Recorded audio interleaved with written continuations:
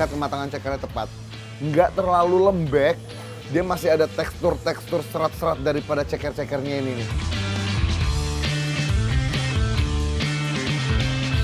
Minggir wir, sainganmu ceker ayam. Ceker ayam ini udah menginjakan kaki di Maroko loh.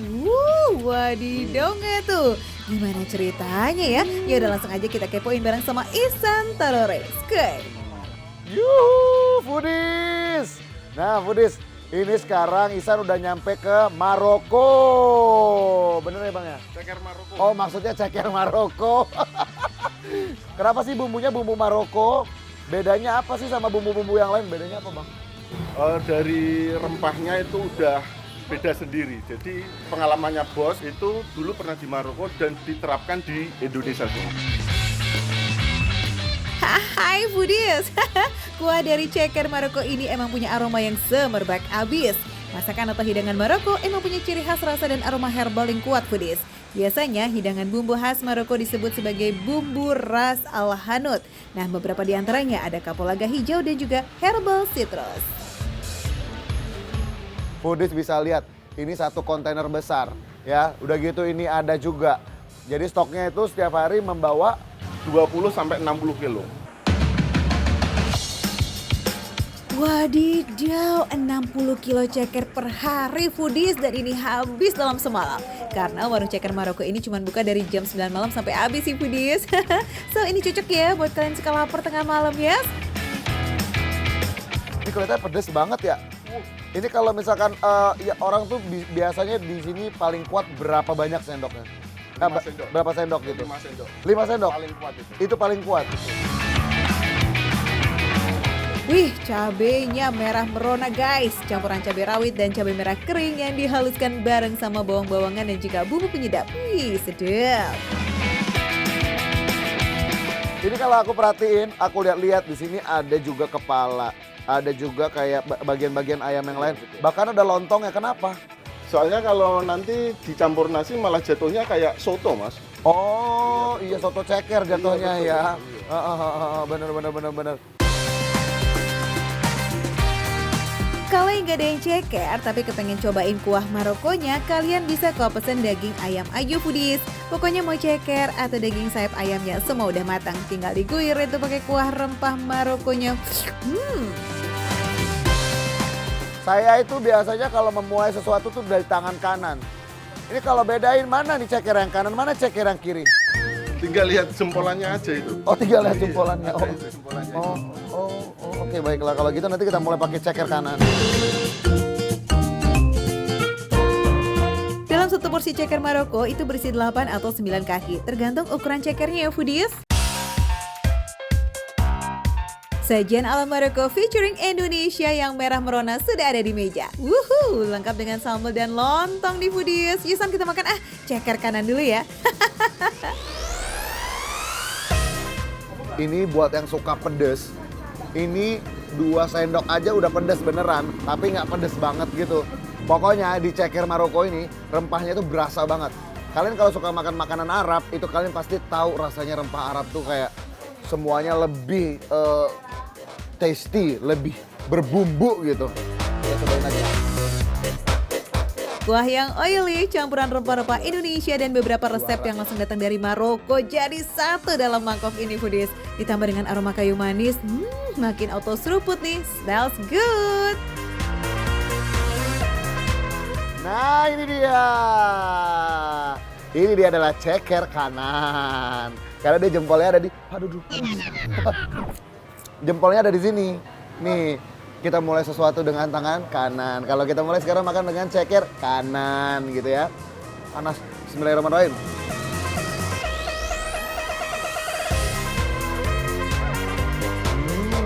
Tingkat kematangan cekernya tepat.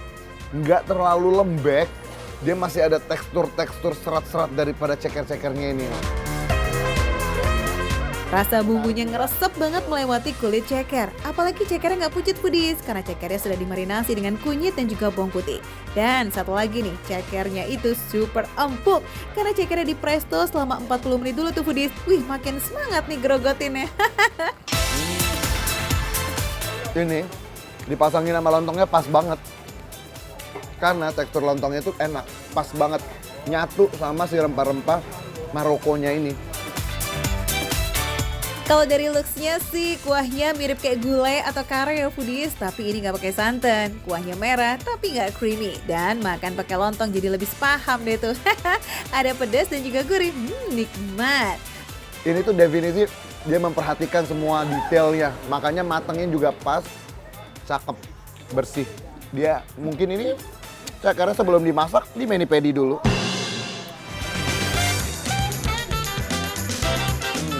Lanjut kita cobain sayap ayamnya dulu Yusan. Tapi kalau yang ini nyocolnya pakai sambal. Cus!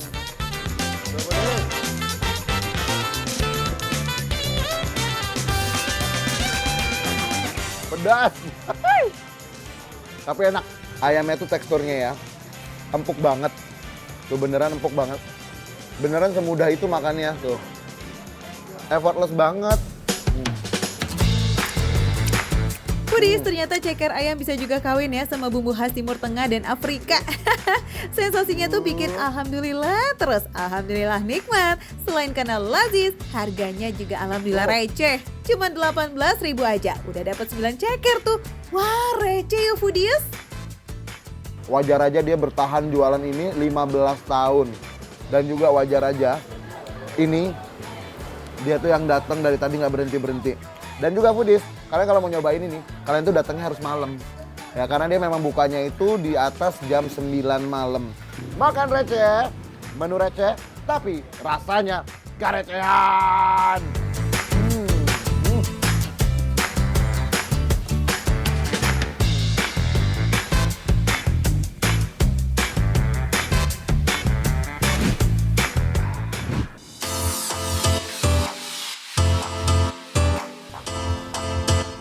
Dan menurut aku justru yang bikin si docelang ini jadi lebih kaya rasanya itu ya bumbu kacangnya ini yang khas banget menurut aku. Foodies, pernah dengar yang namanya docelang nggak? Jadi docelang itu singkatan dari bumbu ledok nganggo kacang alias bumbu kental pakai kacang foodies. Buat yang masih bingung ya udah kita jalan-jalan aja yuk ke Kota Hujan. Soalnya makanan yang unik satu ini cuma ada di Bogor katanya.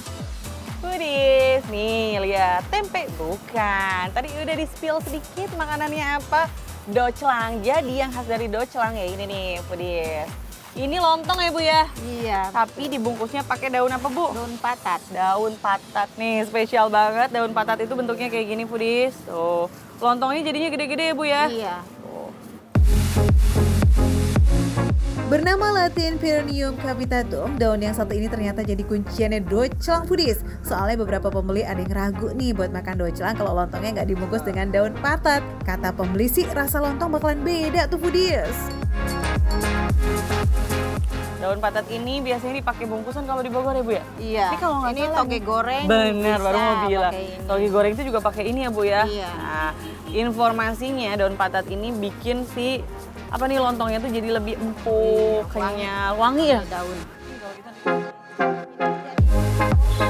Jadi emang ya ada beberapa menu khas Bogor yang menggunakan daun patat sebagai pembungkus foodies. Selain menyumbang aroma, daun patat juga kuat, nggak mudah sobek dan aman banget dipakai sebagai pembungkus makanan soalnya memiliki sifat antibakteri. Dilihat dari bentuknya, daun patat ini punya kemiripan dengan daun tanaman kunyit ya, memanjang dan berserat tebal. Wah, Ibu ini kentangnya direbus apa dikukus Bu? Direbus dulu, udah Direbus. direbus, dikupas, baru digoreng. Terus simpen Bu. Habis ini Tahu. tahu dibagi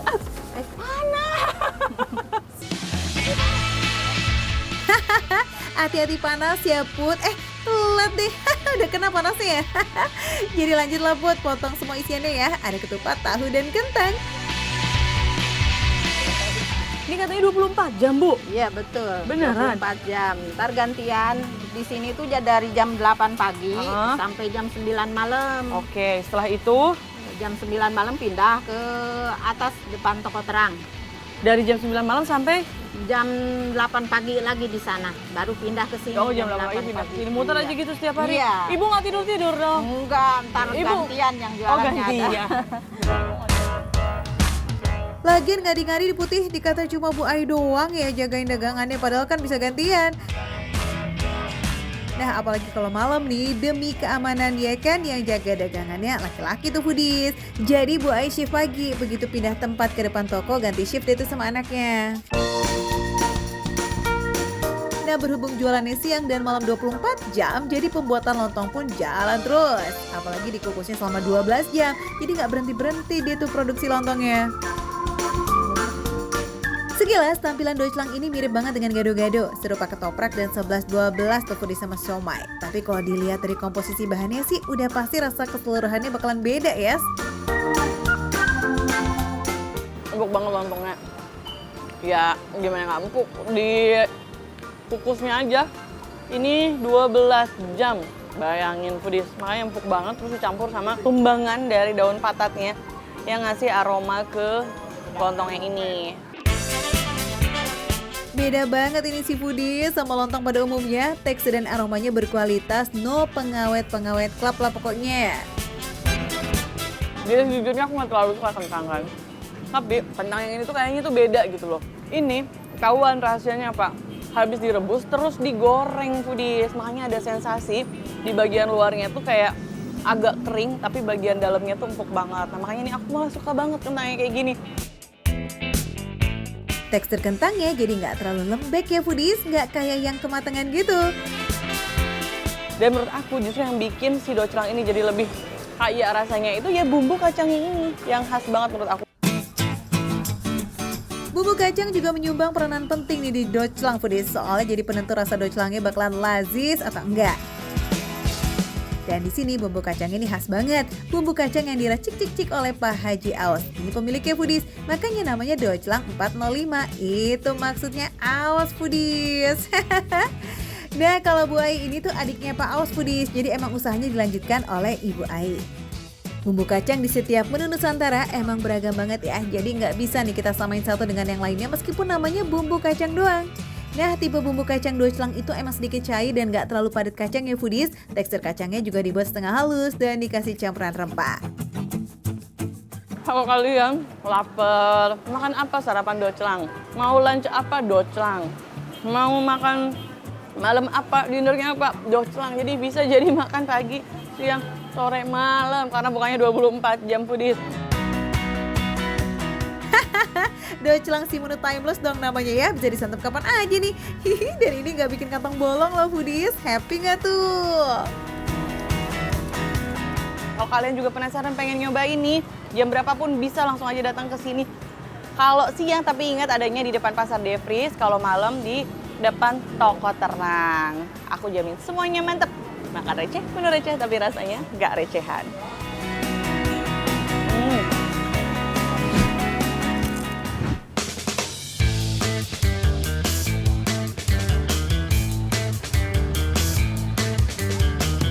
Foodies, antrian ini bukan antrian BLT atau antrian sembako loh ya. Orang-orang di sini tuh rela antri cuma demi camilan. Yang goksnya lagi nih katanya tuh kalau telat memesan bisa-bisa nggak kebagian. Padahal dalam sehari lebih dari 1000 potong risol ludes terjual. Beuh, sades. By the way, emang apa sih istimewanya? Oke, sini-sini kita kasih paham ya. Biasanya risol pada umumnya kan berisi olahan kentang dan juga wortel. Tapi nih risol ini beda. Isiannya tuh jando. Jangan salah dulu, jando yang dimaksud adalah gaji yang dibumbuin pedes. Belum pernah sih sebelumnya, tapi dari sosmed sih banyak yang bilang katanya ini enak, melimpah gitu dan banyak pilih sih bagus. Saya juga baru pernah beli, malam kesini udah kehabisan. Gak heran sih kalau risol yang ada di Jalan Burangrang Kota Bandung ini viral di media sosial. Bayangin aja foodies, dalam 6 jam aja 2000 risol habis ludes terjual. Wow! Mengikuti tren kuliner, racikan risol di sini juga berbeda dengan biasanya. Risol diisi aneka isian yang berbeda, tapi risol yang paling diminati adalah isian jando atau gaji daging.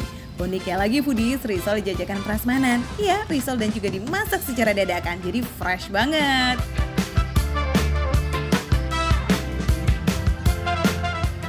Bedanya itu risolnya prasmanan dan ada 10 varian rasa.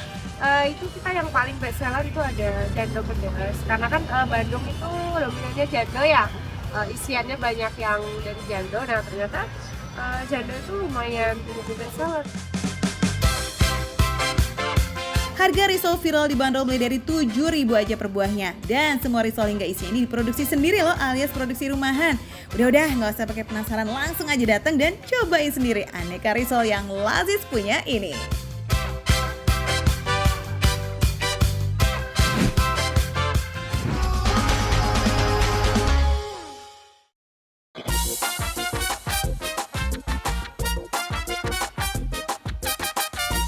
Ini rasanya juga nggak kaleng-kaleng, Budis. Gurih, manis, aduh seger pokoknya mah. Pas banget buat pagi-pagi nih, memulai hari. Ini makan.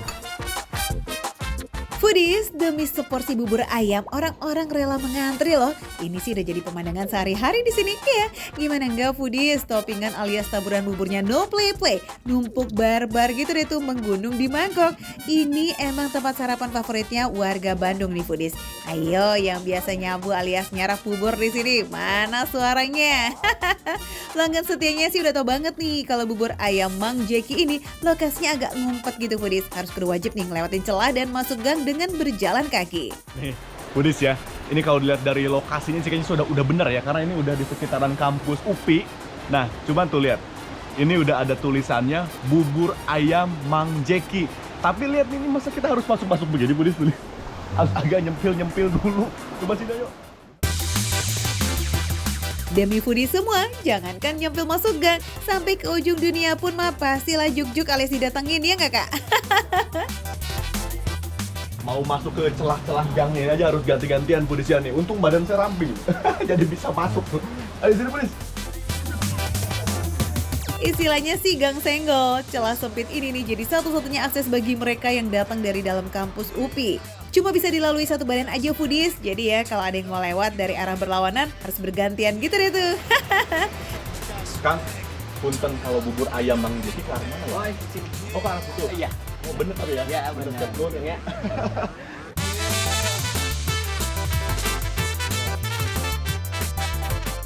Assalamualaikum. Waalaikumsalam warahmatullahi wabarakatuh. Ini bener sareng Kang Jeki sama Ya, Bang Jeki? Oh bener. betul sekali. Saya Raka. Saya cek. Bener nih, sama Bang Jekinya langsung. Wih, bener itu udah datang ke tempat yang pas yang saya cari, Kang.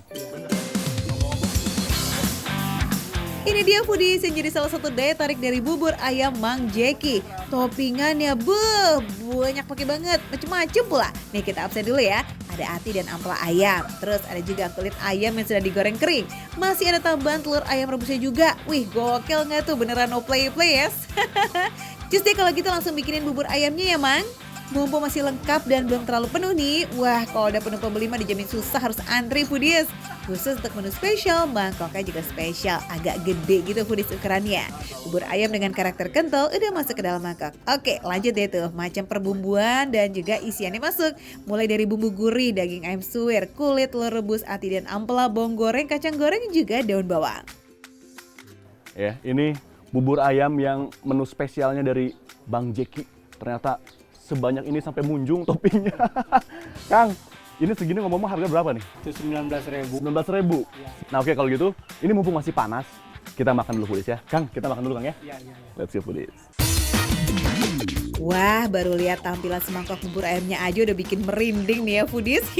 Emang toppingannya tuh bikin gagal fokus sih, barbar bener.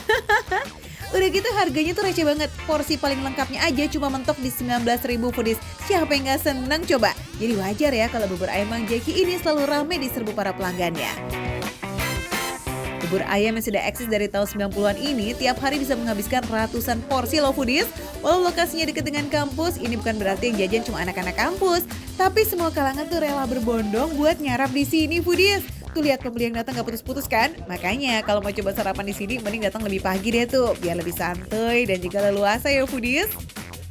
Nah, kalau udah dapat meja langsung deh tuh racik-cik bubur ayamnya. Karena ada beberapa bumbu yang sengaja disiapkan di atas meja, seperti kuah kaldu, merica, kecap manis, sampai sambalnya juga ada. Nah, kalau sudah selesai racikan, tinggal kita santap deh. Let's go Foodies! Wih, sekali nyendok aja dapetnya serame ini ya Foodies.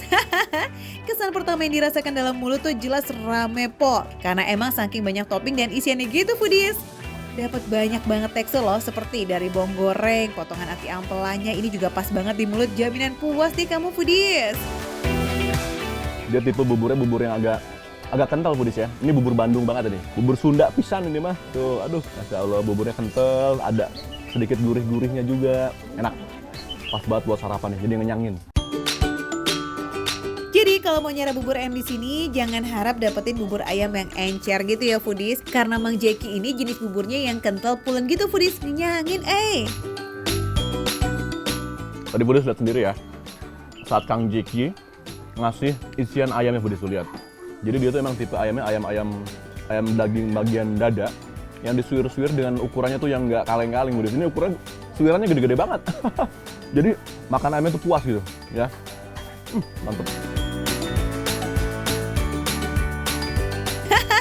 Kalau urusan ngasih topping ya kan, tangan Mang Jeki itu kayak udah terbiasa ngasih serba banyak tuh Foodies. Gak pakai mikir dan gak hitung-hitungan. Jadi semau tangannya aja ngasih gitu loh. Wah kan main nih Mang Jeki. Nah karena bagi Mang Jeki itu emang tuh yang penting pelanggan puas tuh Foodies. Kalau misal mau ada tambahan apapun tinggal minta aja.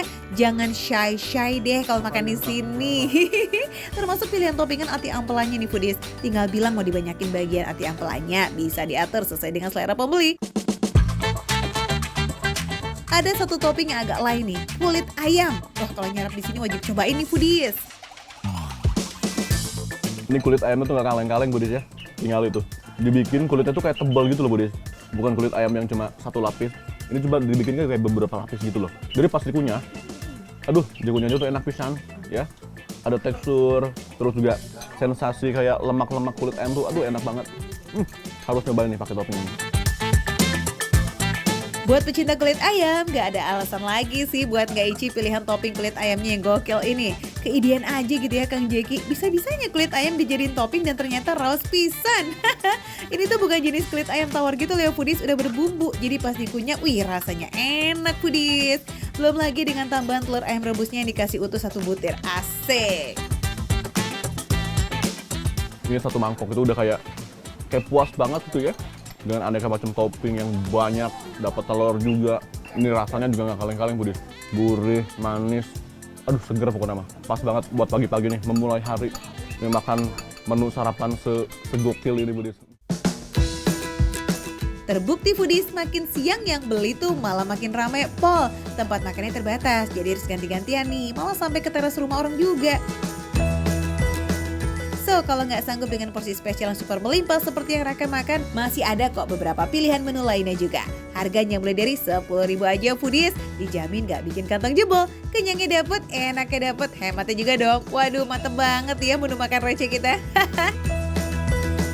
Ayo Foodies ini buka setiap hari ya, mulai dari jam 5 pagi sampai jam 2 siang. Tapi biasanya belum nyampe jam 2 aja udah ludes. Apalagi kalau weekend, wah harus satset-satset itu kalau mau dapetin nikmatnya bubur ayam Mang Jeki ini. Ini sarapan tergokil ini. Ini lokasinya, daerahnya boleh belasak belusuk ya untuk bisa dapat sampai ke sini ya. Tapi ternyata nih rasanya, tampilannya, toppingannya melimpah banget Foodies. Oke, biar gak penasaran Foodies ya, cobain datang langsung ke sini. Bubur ayam Mang Jeki ada di sekitaran belakang kampus UPI Foodies. Nah, makan receh, menu receh tapi rasanya gak recehan.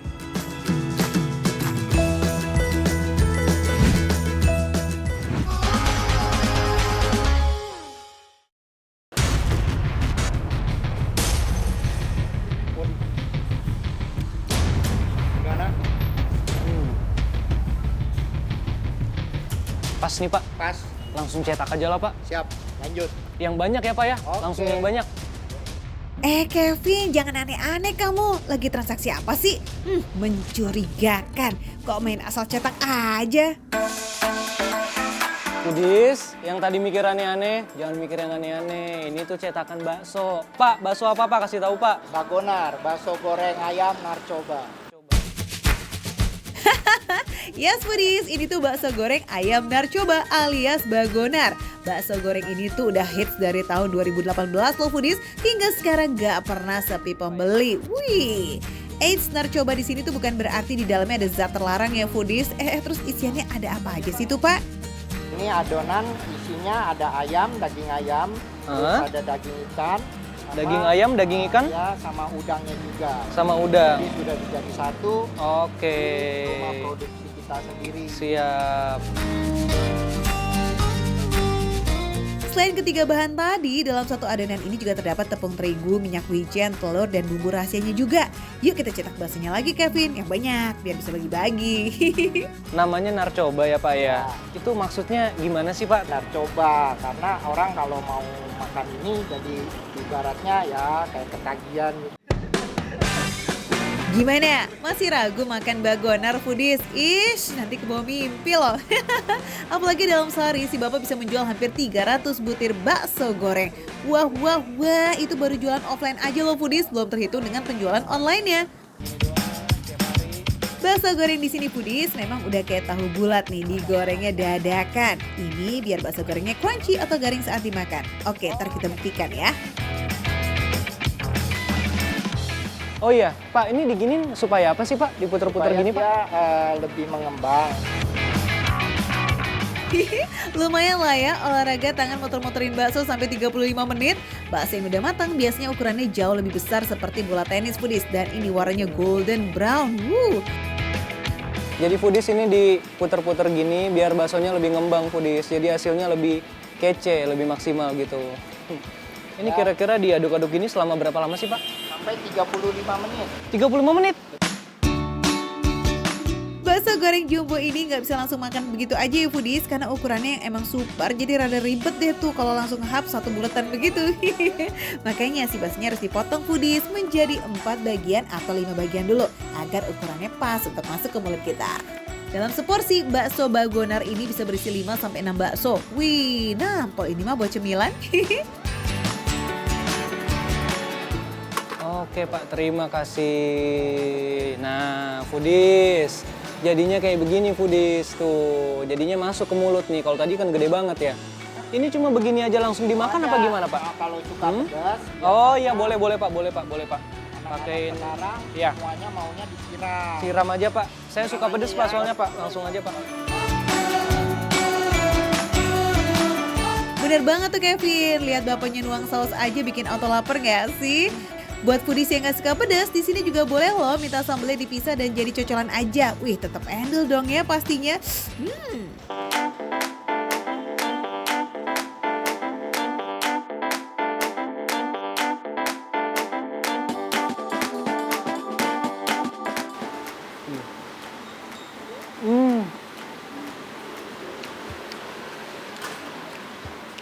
Enak, crunchy-nya dapet, di dalamnya kenyal, jadi empuk-empuk itu.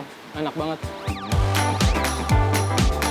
Walau digoreng selama 35 menit foodies, ini nggak membuat bakso satu ini kering. Yes, malah kayak luarnya crunchy dan dalamnya itu tetap lembut banget. Pantes aja Kevin curi start duluan. Sausnya ini bikin gurih dia. Jadi lebih enak rasanya. Tapi pedas banget sih enggak. Jadi kalau kalian yang suka pedas ya mungkin harus dibanyakin sausnya. Tapi kalau yang biasa-biasa aja, ini sih udah enak. Bahkan nggak pakai saus, original juga udah enak kok. Oke? Makan.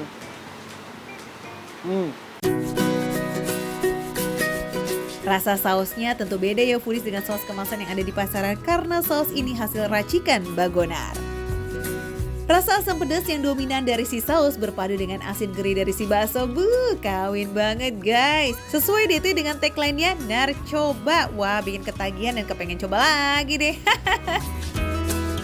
Foodies, ini ayamnya berasa banget. Jadi nggak kayak yang bakso-bakso goreng yang lain yang kebanyakan tepung. Jadi ayamnya kurang berasa, ini ayamnya berasa. Terbukti ya foodies kalau ayam itu berasa banget. Selain rasa ayam, ikan dan udangnya ini juga berasa dong. Tapi nggak amis sama sekali loh. Malah membuat rasa bakso jadi super duper gurih. Pedas dan nggak pedas itu sesuai selera aja ya foodies. Bisa request sama si bapak. Pada dasarnya si baksonya sendiri udah kaya akan rasa dan bumbu kok. Makanya dari tadi Kevin nggak berhenti ngemel terus.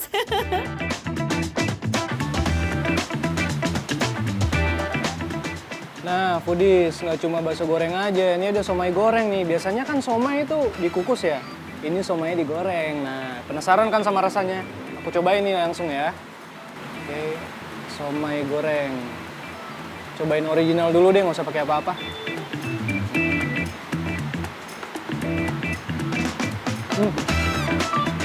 Crunchy-nya berasa, Ini lebih berasa lagi udangnya karena somai itu ya.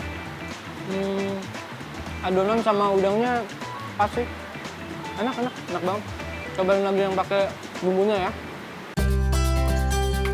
Originalnya aja seenak itu foodies, rasa crunchy dari kulit somai dan juicy dari isiannya mantep banget. Udang dan ayamnya juga berasa banget loh di setiap gigitannya, lazis. Walau udah digoreng, ini nggak membuat somai yang satu ini kering atau berminyak, malah teksturnya masih super duper kenyal banget di mulut. Jadi ada rasa pedasnya dikit, enak. Enak, original sama pakai sambalnya juga enak. Oke nih, rekomen.